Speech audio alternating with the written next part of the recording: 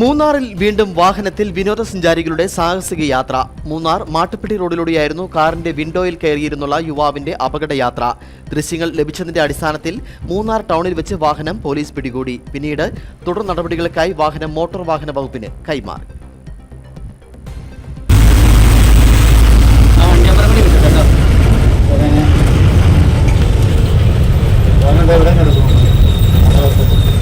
ഇന്നും പതിവ് തെറ്റിയില്ല.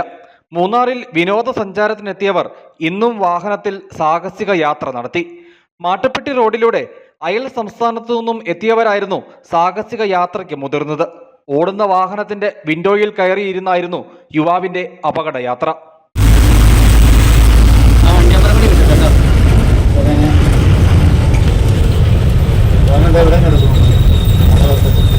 പിന്നാലെ എത്തിയ വാഹനയാത്രികർ ദൃശ്യം പകർത്തി.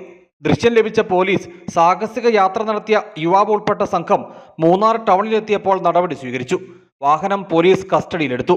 തുടർ നടപടികൾക്കായി മോട്ടോർ വാഹന വകുപ്പിന് കൈമാറി. കഴിഞ്ഞ കുറച്ച് ദിവസങ്ങളായി മൂന്നാറിലെ നിരത്തുകളിൽ വാഹനത്തിനുള്ള സാഹസിക യാത്ര പതിവ് സംഭവമായി മാറിയിട്ടുണ്ട്. കഴിഞ്ഞ ദിവസങ്ങളിലൊക്കെയും പിടിക്കപ്പെട്ട സംഭവങ്ങളിൽ മോട്ടോർ വാഹന വകുപ്പ് നടപടി സ്വീകരിച്ചിരുന്നു.